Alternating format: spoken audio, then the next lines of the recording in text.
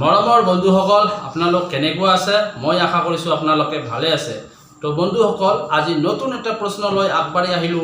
মই মহিফুল ইছলাম আৰু আপোনালোকে দেখি আছে আসাম কুইজ ইউটিউব চেনেল তো বন্ধুসকল এই চেনেলত অকল জিকে কম্পিটিশন কুইজ কম্পিটিশনৰ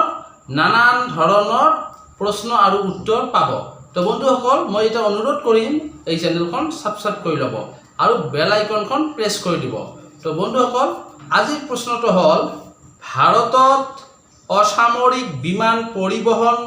সুৰক্ষাৰ বাবে নিয়ামক কৰ্তৃপক্ষ কোন আৰু এবাৰ কৈ দিছো প্ৰশ্নখন ভাৰতত অসামৰিক বিমান পৰিবহণ সুৰক্ষাৰ বাবে নিয়ামক কৰ্তৃপক্ষ কোন অপশন 4টা দি আছে 4টাৰ ভিতৰত এটা অপশনে শুদ্ধ হয়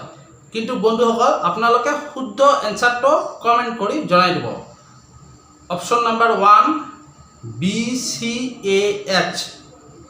অপশন নাম্বাৰ 2 নীতি আয়োগ অপশন নাম্বাৰ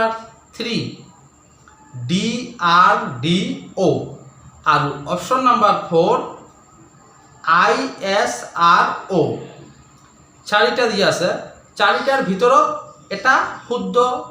এনসাৰ হয় সেই শুদ্ধ এনসাৰটো আপোনালোকে কমেন্ট কৰি জনাই দিব তো বন্ধুসকল আপোনালোকৰ কমেন্টৰ কাৰণে মই 10 সেকেন্ড সময় দিম এতিয়া আমি 10 সেকেন্ড কাউন্টিং কৰিম 9 8 7 6 5 4 3 2 1 তো বন্ধুসকল আপোনাৰ সময় শেষ হৈ গল এতিয়া মই শুদ্ধ উত্তৰটো কৈছো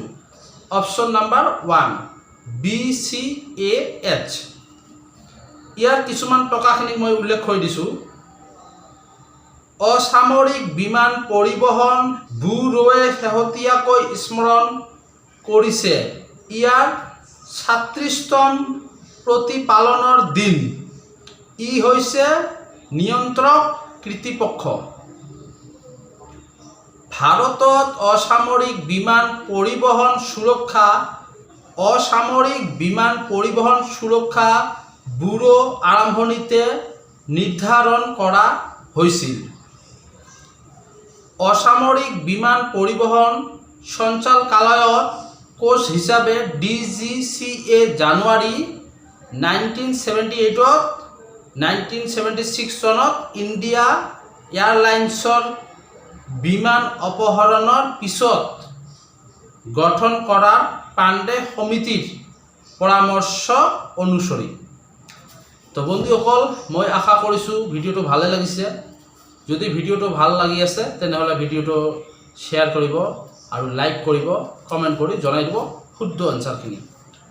তো ভিডিওটো দেখাৰ কাৰণে ধন্যবাদ জয় আই অসম।